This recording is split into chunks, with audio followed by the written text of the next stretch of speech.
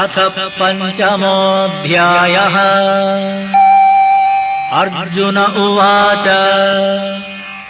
सन्न्यासं कर्मणां कृष्ण पुनर्योगं च शंससि यच्छ्रेययेतयोरेकम् तन्मे ब्रूहि सुनिश्चितम्। श्रीभगवानुवाच सन्न्यासकर्मयोगश्च निःश्रेयसकरावुभौ तयोस्तु कर्मसन्न्यासात् कर्मयोगो विशिष्यते। ज्ञेयः स नित्यसन्न्यासी यो न द्वेष्टि न काङ्क्षति निर्द्वन्द्वो हि महाबाहो सुखं बन्धात् प्रमुच्यते। साङ्ख्ययोगौ पृथग् बालाः प्रवदन्ति न पण्डिताः एकमप्यास्थितः सम्यग् उभयोर्विन्दते फलम्। यत्साङ्ख्यैः प्राप्यते स्थानम् तद्योगैरपि गम्यते। एकं साङ्ख्यं च योगं च यः पश्यति स पश्यति। सन्न्यासस्तु महाबाहो दुःखमाप्तुमयोगतः। योगयुक्तो मुनिर्ब्रह्मा न चिरेणाधिगच्छति। योगयुक्तो विशुद्धात्मा विजितात्मा जितेन्द्रियः। सर्वभूतात्मभूतात्मा कुर्वन्नपि न लिप्यते। नैव किञ्चित् करोमीति युक्तो मन्येत तत्त्ववित्। पश्यन् शृण्वन् स्पृशन् जिघ्रन् अश्नन् गच्छन् स्वपन् श्वसन् प्रलपन् विसृजन् गृह्णन् उन्मिषन् निमिषन्नपि। इन्द्रियाणीन्द्रियार्थेषु वर्तन्त इति धारयन् ब्रह्मण्याधाय कर्माणि सङ्गं त्यक्त्वा करोति यः। लिप्यते न स पापेन पद्मपत्रमिवाम्भसा। कायेन मनसा बुद्ध्या केवलैरिन्द्रियैरपि योगिनः कर्म कुर्वन्ति सङ्गं त्यक्त्वात्मशुद्धये। युक्तः कर्मफलं त्यक्त्वा शान्तिमाप्नोति नैष्ठिकीम्। अयुक्तः कामकारेण फले सक्तो निबध्यते। सर्वकर्माणि मनसा सन्न्यस्यास्ते सुखं वशी। नवद्वारे पुरे देहि नैव कुर्वन्न कारयन्। न कर्तृत्वं न कर्माणि लोकस्य सृजति प्रभुः। न कर्मफलसंयोगम् स्वभावस्तु प्रवर्तते। नादत्ते कस्यचित् पापम् न चैव सुकृतं विभुः।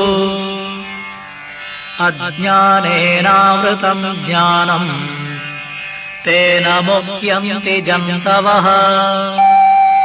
ज्ञानेन तु तदज्ञानम् येषां नाशितमात्मनः।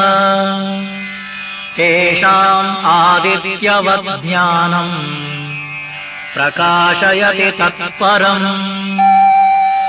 तद्बुद्धयस्तदात्मानः तन्निष्ठास्तत्परायणाः। गच्छन्त्य पुनरावृत्तिम् ज्ञाननिर्धूतकल्मषाः विद्याविनयसम्पन्ने ब्राह्मणे गविहस्तिनि शुनि चैव श्वपाके च पण्डिता समदर्शिनः इहैव तैर्जितः सर्गः येषाम् साम्ये स्थितम् मनः निर्दोषम् हि समम् ब्रह्म तस्माद्ब्रह्मणि ते स्थिताः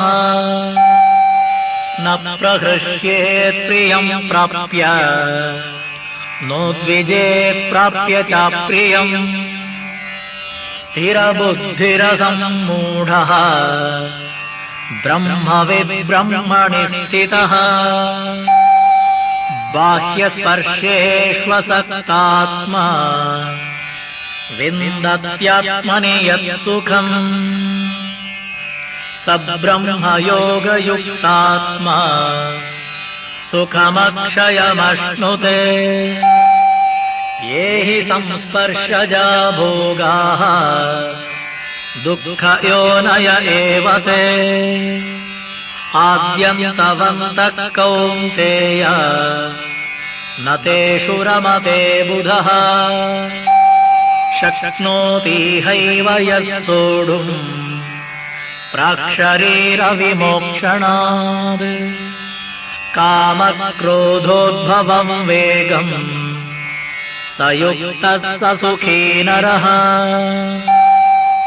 योऽन्तः सुखोऽन्तरारामः तथान्तर्ज्योतिरेव यः स योगी ब्रह्मनिर्वाणम् ब्रह्मभूतोऽधिगच्छति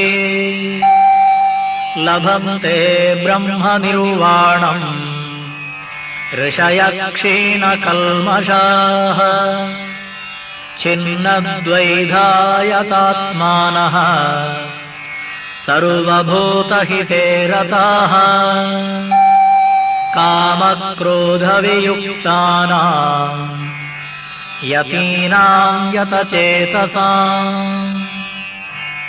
अभितो ब्रह्मनिर्वाणम् वर्तते विदितात्मना स्पर्शान् कृत्वा बहिर्बाह्यान् चक्षुश्चैवान्तरे भ्रुवोः